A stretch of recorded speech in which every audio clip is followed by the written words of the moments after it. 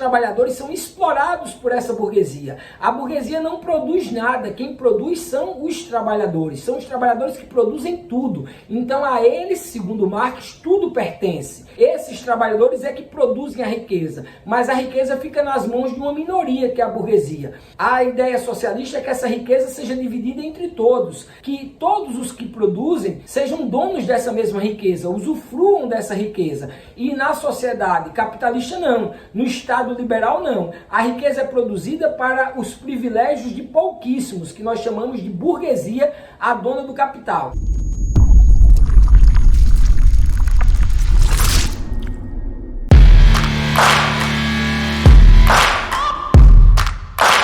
E é o que nós veremos a partir de agora, socialismo científico inaugurado por Engels e Marx. Em oposição ao Estado liberal, surge o socialismo, as ideias socialistas, o socialismo utópico e o socialismo científico, além do anarquismo que veremos a seguir. Agora nós falaremos sobre o socialismo científico, a partir das ideias de Engels e Marx, no livro O Manifesto Comunista. Ali surge a cientificidade do socialismo, o socialismo enquanto ideologia política científica, na prática, com fundamentação teórica, beleza? Então vejamos agora o socialismo científico a partir das ideias de Engels e Marx, especialmente Karl Marx, né? Marx vai bem mais adiante do que o Engels. Depois do Manifesto Comunista, ele ainda escreve Ideologia Alemã, O Capital, que é assim um clássico do socialismo.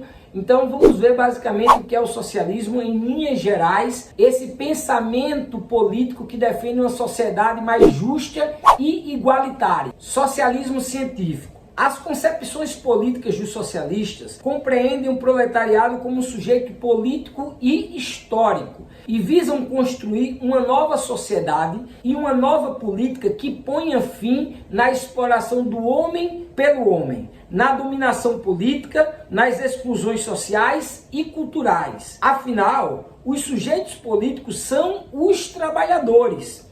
Visam uma sociedade igualitária e justa. Contudo, tal sociedade é inalcançável quando o Estado serve somente e ou principalmente aos interesses da classe dominante. Como eu falei anteriormente, a classe dominante, a classe que tem um domínio político na idade contemporânea, desde as revoluções burguesas, é a burguesia. Então vamos tentar explicar isso aqui, explicar em linhas gerais o que é o socialismo. Primeira coisa que eu preciso dizer, se dois socialistas se encontrarem na rua ou nos corredores da universidade, pode ser que eles briguem entre si, modo de falar, claro, generalização e radicalização do exemplo, para vocês entenderem que o conceito de socialismo é um conceito plural, é um conceito múltiplo. Não é necessariamente um conceito fechado que cabe em uma única explicação. Muito pelo contrário. Por exemplo, acerca do próprio Marx, você tem diversas interpretações do que o Marx falou. Você tem diversas linhas de marxismo,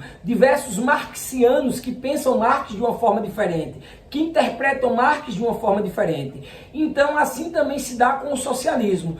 Há diversas linhas teóricas do socialismo, e mesmo entre os partidos políticos. Você tem partido comunista no Brasil que não tem nada de comunismo. Partido no Brasil que tem o nome de socialismo e não tem nada de socialismo, em tese. E tem partidos que são de esquerda que não tem o nome socialista e que são mais socialistas do que os partidos que têm o nome socialismo nas suas siglas. Só para mostrar como há uma complexidade nesse conceito e que aqui nós tentaremos dirimir as dúvidas, afunilar o conceito para minimamente sabermos o que é o socialismo, porque algumas das características do socialismo são características consensuais, ou seja, consensuadas entre os diversos teóricos. Dentre elas, por exemplo, que o Estado só serve para a classe que domina. Se os contratualistas lá atrás discutiam a finalidade do Estado, qual a origem do Estado, os socialistas vão dizer que ele tem como finalidade proteger a classe que domina. Nesse caso, o nosso Estado, o Estado da idade contemporânea, é um Estado burguês, um Estado que surge para defender os ideais burgueses, os privilégios da burguesia. E foi assim na sociedade idade moderna também. O Estado na modernidade servia para a defesa dos interesses do rei, dos interesses da nobreza e da igreja, ou seja, do antigo regime, especialmente do rei, porque era um Estado absolutista, no qual o rei tinha poderes absolutos. Professor, na Idade Média não tínhamos o Estado como nós conhecemos hoje, a ideia de Estado moderno. Mas quem funcionava como Estado era a igreja, e ela governava para si mesma, ou melhor, funcionava para a defesa do status quo, funcionava para a defesa da manutenção da ordem vigente naquele momento, que era a igreja com maior potência. Se voltarmos para a Idade Antiga e observarmos as diversas civilizações que se organizaram politicamente, e temos o papel do Estado, por exemplo, com o faraó no Egito, só para citar como exemplo, ou entre os romanos, na monarquia, seja no período da República ou no período do Império, sempre o Estado ou os governantes desse Estado estiveram para proteger os interesses da classe que domina, sempre. Então, essa é a grande crítica do socialismo. O Estado serve para a defesa da classe que domina. Então, professor, o que é que eles propõem? Eles propõem o fim do Estado, propõem uma revolução socialista, no qual o proletariado vai tomar o poder da burguesia e vai implementar uma ditadura do proletariado. Por que uma ditadura do proletariado? Porque essa burguesia que perdeu o poder, ela hora ou outra vai querer voltar para o poder. E ela tem que aprender a trabalhar, aprender a usar a força de trabalho, aprender a ser trabalhadora, porque senão ela vai querer retomar o poder. Então percebam, nesse momento nós precisaremos ter o Estado para controlar a sociedade, enquanto a burguesia se adapta, se adequa a essa nova forma de vida. Porque a burguesia vai querer ficar voltando para o poder que tinha. Então é necessário uma ditadura do povo, uma ditadura dos trabalhadores, uma ditadura do proletariado. Até que chegue o momento que todos sejam iguais. No momento em que todos somos iguais, aí não há mais a necessidade do Estado. Nós estaremos numa sociedade comunista. Nós alcançaremos o comunismo. O comunismo é a igualdade plena. Então não há necessidade do Estado, porque o Estado serve para defender a classe que domina. Como não vai haver dominação e exploração do homem pelo homem, todos serão iguais na sociedade comunista, então não há mais a necessidade do Estado. Então o socialismo prega o fim do Estado. E como é que se dá essa revolução? Essa revolução se dá através da luta de classes, que é um conceito que não existia nos socialistas utópicos, por isso que assim eram chamados. Porque imagine você, a burguesia está no poder, a burguesia ou qualquer outra forma de poder anterior a ela, sejam os reis na Idade Moderna, por exemplo, com o Estado absolutista. Como foi que eles perderam o poder? Através de um processo de revolução. Tem um vídeo meu no canal do YouTube só explicando a diferença entre revolução e mudanças sociais. Revolução tem que ter necessariamente violência, por um motivo muito óbvio. Quem está no poder não vai entregar o poder sem lutar. Então, quem quer tomar o poder vai ter que pegar em armas, porque quem está no poder vai tentar se proteger, vai tentar se manter no poder. Então, o processo revolucionário é uma mudança abrupta na sociedade em um curto espaço de tempo e que demanda violência, porque quem está no poder vai querer se manter no poder e quem está embaixo vai querer tomar o poder. Isso aqui vai ter uma luta de classes. Então, na Idade Moderna, por exemplo, nós tivemos o povo, toda a plebe, e aí você bota camponeses, artesãos, a burguesia, todas as categorias tomaram o poder do estamento superior, que era a nobreza e o clero, tomaram o poder do rei, através de um processo revolucionário. Na Revolução Francesa, por exemplo,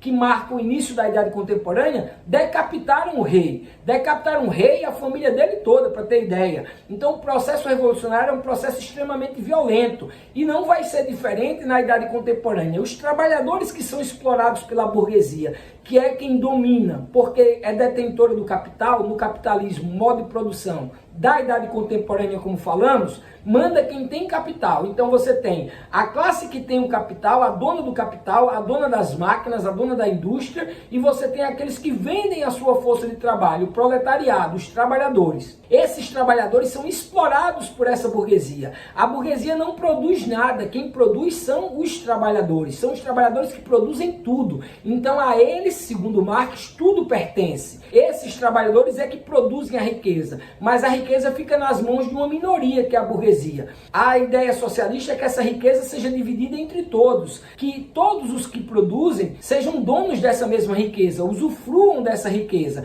E na sociedade capitalista não, no Estado liberal não. A riqueza é produzida para os privilégios de pouquíssimos, que nós chamamos de burguesia, a dona do capital. Então, quando esses trabalhadores tomarem consciência de classe, tomarem consciência que são explorados, o que é que eles vão querer fazer? Vão querer tomar o poder da burguesia. E esse processo vai ser um processo revolucionário e um processo com violência. Então nós temos aqui uma luta de classes, porque os interesses são distintos. Os interesses dos trabalhadores é um, os interesses da burguesia é outro. O da burguesia é se manter no poder, se manter com seus privilégios, manter-se como dona do capital, e o dos trabalhadores é deixar de ser explorados. Quando eles perceberem que são explorados, segundo Marx, e perceberem que são maioria, tiverem consciência de que são uma única classe, que são da mesma classe social, eles vão tomar o poder e aí vai ser feita a revolução socialista. Vai ser implementado o socialismo, parecido com o que aconteceu na Rússia, com o que aconteceu na China e com o que aconteceu em Cuba, nas revoluções socialistas ou revoluções do século XX, que eu comentei no início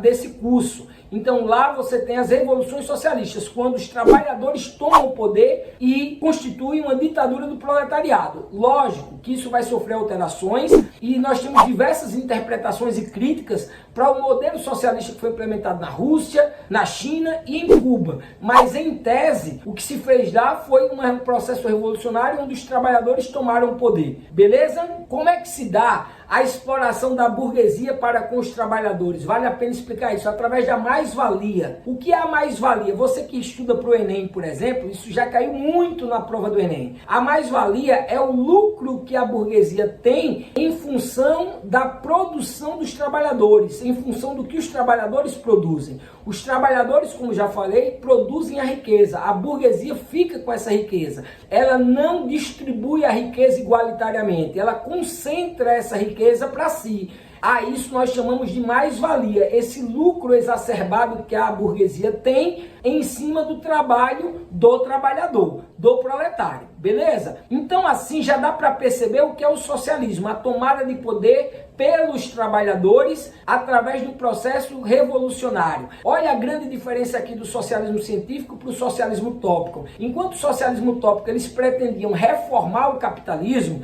pretendiam fazer uma transformação na sociedade sem a necessidade da luta de classes, o Marx e Engels provou o contrário. Cientificamente é impossível essa transformação sem que haja violência, porque quem está em cima não vai querer perder o poder e quem está embaixo para tomar o poder vai ter que pegar em armas, ou seja, tem uma luta de classes constante na sociedade. E essa luta de classes é o motor da história. Por exemplo, na Idade Antiga, qual era o modo de produção? Escravista. Qual é a luta de classes? Senhores de escravos versus os escravos. Na Idade Média, modo de produção feudal, feudalismo. Qual é a luta de classes? Servos versus os senhores feudais. Na Idade Moderna, o modo de produção é o mercantilismo. Qual é a luta de classes que move a história? A nobreza versus os plebeus. Na Idade Contemporânea, quem é que está no poder político? A burguesia.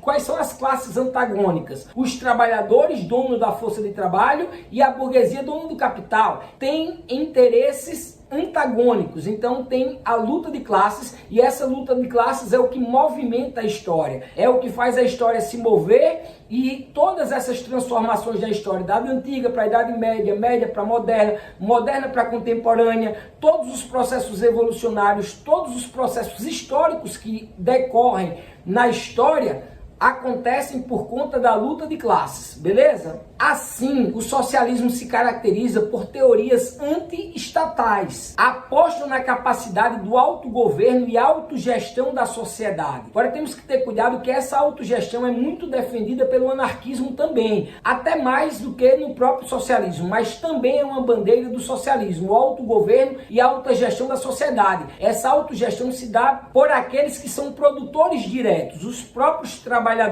esses que vão governar. A autogestão é pelos trabalhadores e para os trabalhadores. É uma teoria política que enxerga a cumplicidade entre o Estado e a classe econômica dominante. No caso aqui, a burguesia. Então, defendem que o Estado existe para defender as necessidades econômicas da burguesia, que é a classe dominante no sistema capitalista. É a classe que detém o capital. Por esse motivo, defendem uma sociedade que não exista divisão de classe social. Uma sociedade sem classes sociais, onde todos sejam iguais. O que nós denominamos de comunismo. E que a política não dependa do Estado. O maior teórico do socialismo é Karl Marx, que teorizou acerca do fim do capitalismo e dessa sociedade baseada na perseguição a todo custo do lucro pelo lucro. Bem como teorizou sobre o fim do Estado, idealizando a sociedade comunista, a sociedade igualitária, onde todos nós sejamos iguais. Marx desenvolveu o que se denominou de filosofia da praxis humana, ou materialismo histórico dialético.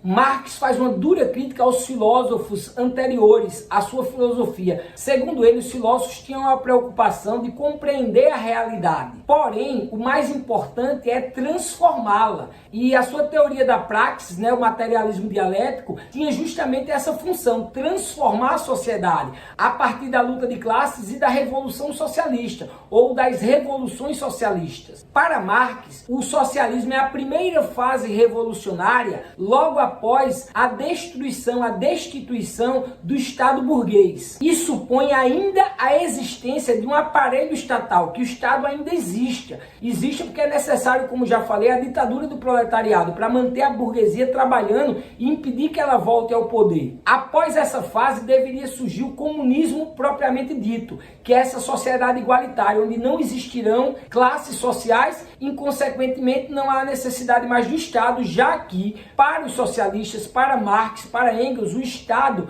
nada mais é do que um protetor da classe que domina. Então, o socialismo é um processo de transição no qual ocorre a tomada de poder pelo proletariado, isto é, pelos trabalhadores, pelo povo, e o comunismo é posterior a isso, quando a sociedade já não tiver mais classes sociais. O comunismo, então, constitui-se em uma distribuição igualitária, onde todos são produtores indistintamente e não há excedentes em mãos privadas, desaparecendo o Estado e as classes sociais. Junto com Engels, Marx teorizou que as relações humanas são relações materiais de produção decorrentes do processo de trabalho. Para ambos, Engels e Marx, é na vida concreta, na vida objetiva, que se formam todas as ideias dos indivíduos, sejam as ideias sobre si próprios ou sobre os outros. E o processo de humanização é compreendido e analisado fundamentalmente a partir da categoria do trabalho. O trabalho é a principal característica, segundo eles, que distingue o homem do restante dos animais. Portanto, o processo de humanização é inerente, não se separa ao trabalho. Marx e Engels defendem que a ideologia que há entre os homens é um problema a ser superado, para que todos possam usufruir do resultado do seu trabalho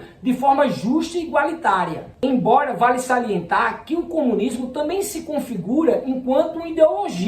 É como se a ideologia fosse entendida por Marx e Engels enquanto um problema, porque ela causa uma alienação. Alienação é um conceito muito caro para o Marx e para o Engels. A alienação impede que os indivíduos consigam ver a realidade tal como ela é. Impede que os indivíduos consigam perceber que são de uma mesma classe social. A tomada de consciência dos indivíduos é justamente a superação desse processo de alienação. A alienação é estar alheio à realidade, é desconhecer a realidade. A maior parte dos trabalhadores não sabem que são explorados. Eles sentem a exploração, mas não têm consciência dela e nem têm consciência que pertence a uma mesma classe de explorados que são maioria, e quando quiserem tomar o poder, o tomam, porque são maioria. Logo, segundo Marx e Engels, a ideologia é justamente o processo de alienação, na qual os indivíduos passam a perceber a realidade de forma invertida. Inverte de tal forma a realidade que as pessoas julgam ser natural serem exploradas, como se fosse natural a exploração do homem pelo homem. Julgam ser natural, por exemplo, que uns tenham tanto e outros tenham questionam tão pouco. Julgam ser natural que uns tenham direito à propriedade privada, acesso à propriedade privada, e outros não tenham nem direito à comida. Defendem que uns tenham tantos, enquanto outros nada possuam senão sua capacidade de trabalhar. Desta forma, não é difícil perceber que Marx e Engels são críticos do liberalismo, porque compreendem que o liberalismo não é capaz e nem pode ser de gerar liberdade, igualdade e fraternidade. Ao contrário, trata-se de um sistema político e ideológico extremamente contraditório. Defendiam liberdade e igualdade e faziam justamente o oposto do que defendiam fazer, porque a sociedade contemporânea pode ser tudo, menos igual. Muito menos nós podemos falar em liberdade e fraternidade na sociedade capitalista. Em suma, para eles, a liberdade e igualdade não passariam de uma mera fantasia ideológica na sociedade capitalista. Os liberais defendem liberdade, defendem igualdade, mas fazem o oposto. Defendem os interesses da burguesia que concentra a riqueza e gera desigualdade. Como eu falei, Marx e Engels escreveram juntos a principal obra do socialismo, ou pelo menos a primeira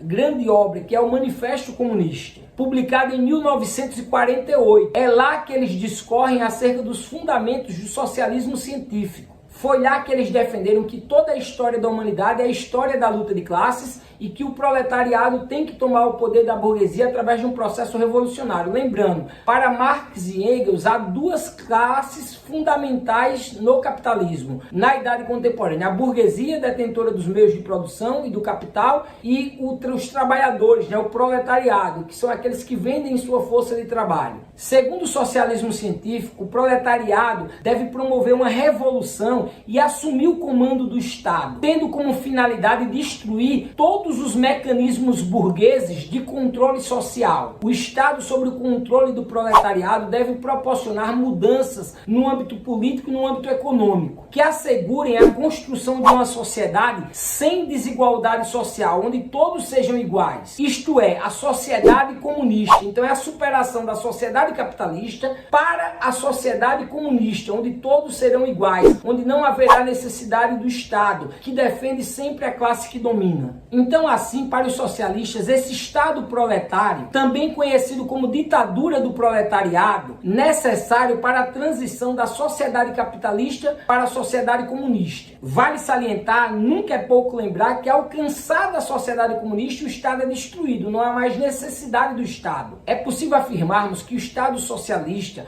ou melhor, o socialismo científico, influencia o mundo todo, influencia na composição e na construção política da sociedade almejada no mundo todo. Em todos os países você vai ter partidos ou figuras públicas ou ativistas políticos influenciados pelo socialismo científico. Então é uma teoria que ganhou o mundo todo, ao menos o mundo ocidental. Mas não foi só o socialismo que foi contra o liberalismo. Nós tivemos o socialismo utópico, o socialismo científico, e nós também tivemos, como forma de superar o Estado liberal, o anarquismo, que é o nosso próximo conteúdo agora. Vamos ver o anarquismo.